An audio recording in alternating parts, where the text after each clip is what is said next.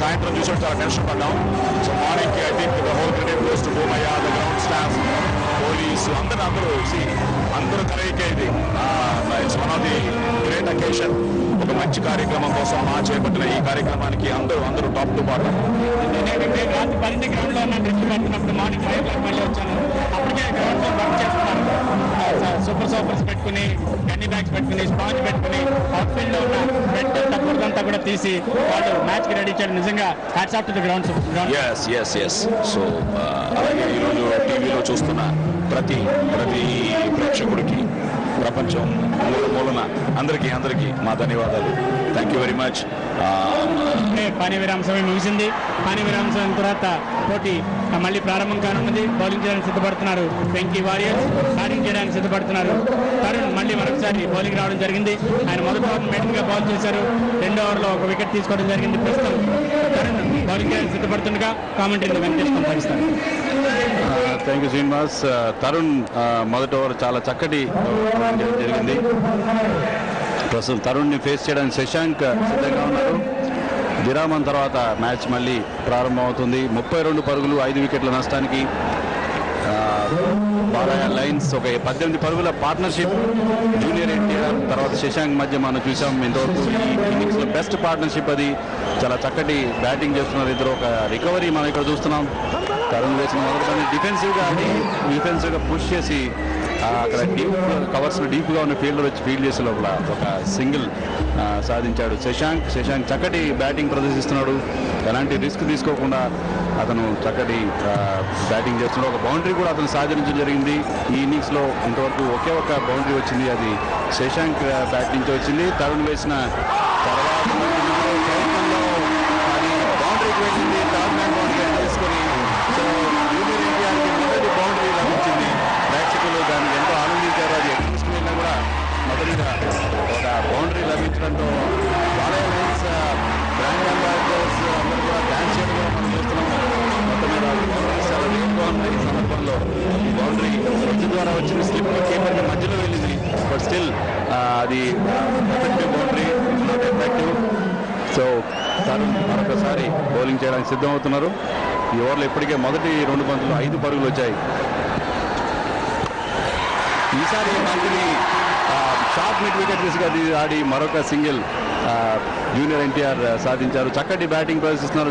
చక్కటి పొజిషన్లో వచ్చి కరెక్ట్ క్రికెటింగ్ షాట్స్ ఆయన ఆడడం మనం చూస్తున్నాం. అలాగే శశాంక్ కూడా చాలా చక్కటి బ్యాటింగ్ ప్రదర్శిస్తున్నాడు.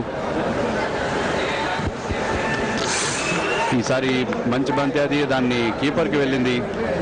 కొట్టే ప్రయత్నంలో మిస్ అయ్యాడు బ్యాట్స్మెన్ శశాంక్. మొత్తం మంచి పార్ట్నర్షిప్ మనం చూస్తున్నాం. వీళ్ళిద్దరి మధ్య ఒక రికవరీ పార్ట్నర్షిప్ మనం చూస్తున్నాం. మరొక మంచి బౌలింగ్ మరొకసారి తరుణ్ ద్వారా. తరుణ్ బ్యాటింగ్ కూడా చక్కగా చేస్తాడు. వెంకీ వారియర్స్లో మంచి తురుపు ముక్క అని చెప్పాలి అతన్ని. ఆఖరి బంతి కూడా పరుగులు లభించలేదు. ఓవర్ ముగిసింది. 38 పరుగులు 5 వికెట్ల నష్టానికి. 11 ఓవర్ పూర్తయింది. శశాంక్ అండ్ జూనియర్ ఎన్టీఆర్ చక్కటి పార్ట్నర్షిప్ మనం ఇంతవరకు చూస్తాం. వీళ్ళిద్దరి మధ్య 5 వికెట్లు తొందరగా కోల్పోయినప్పుడు కూడా వీరిద్దరూ స్టేజింగ్ అండ్ రికవరీ. బాబాయ్కి ప్రామిస్ చేసి మైదానాలకు వచ్చేస్తున్నాడు అబ్బాయి. నిజమే శ్రీనివాస్, బాబాయ్ ఫెయిల్ అయినప్పటికీ కూడా అబ్బాయి చాలా చక్కటి బ్యాటింగ్ ప్రదర్శిస్తున్నాడు. శశాంక్ కూడా అతను మంచి కంపెనీ ఇస్తున్నాడు. అమ్మతోడు అడ్డంగా కొట్టేస్తా బంతున్నాను ఉంటాడు.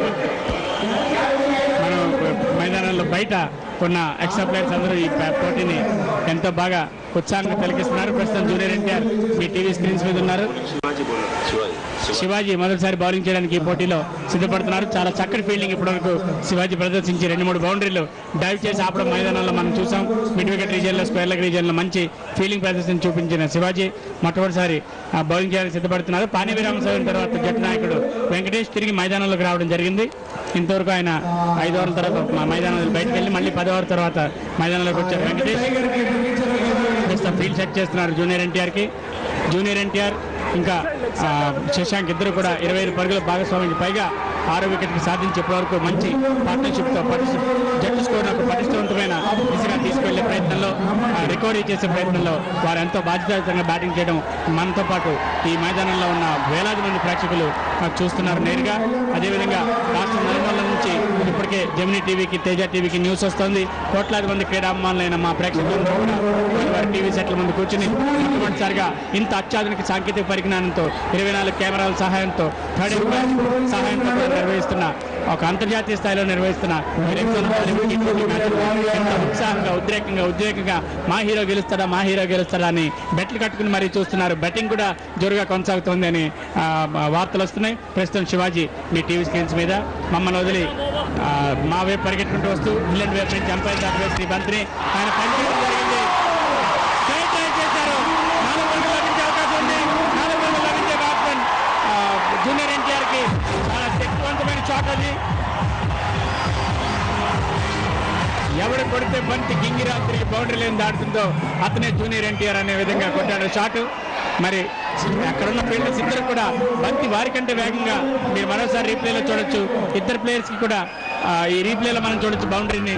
ఆయన కొట్టిన షాటు ఇద్దరు ప్లేయర్స్ కూడా ఆ వేగాన్ని అందుకోలేక బంతిని ఫీల్ చేయకపోయారు. స్ట్రైట్గా బంతి లాంగ్ ఆఫ్ బౌండరీ దాటి బయటకు పోవడంతో 4 పరుగులు లభించాయి జూనియర్ ఎన్టీఆర్కి. శివాజీ వేసిన మొట్టమొదటి బంతిని బౌండరీగా మలిచిన జూనియర్ ఎన్టీఆర్ చాలా అగ్రెసివ్ మూడ్లో ఉన్నట్టుగా మనకు కనబడుతుంది. ఇప్పటికి 2 బౌండరీలు సాధించాడు ఆయన. ఒకటి బంతిని థర్డ్ మ్యాన్ రీజన్ కట్ చేయడం ద్వారా, రెండో బంతిని బ్యాక్ ఫుట్ పంచ్ చేయడం ద్వారా, శక్తివంతమైన పంచ్ చేయడం ద్వారా లాంగ్ ఆఫ్ బౌండరీ లైన్లోకి పంపించడం జరిగింది. తర్వాత బంతిని కూడా ఆయన తిరిగి లాఫ్ చేసే ప్రయత్నంలో పంచి ఆయన్ని కంప్లీట్గా బీట్ చేసి వికెట్ కీపర్ గ్లౌజ్లోకి సురక్షితంగా చేరుకోవడంతో అవుట్ అయ్యే ప్రమాదం కలగలేదు.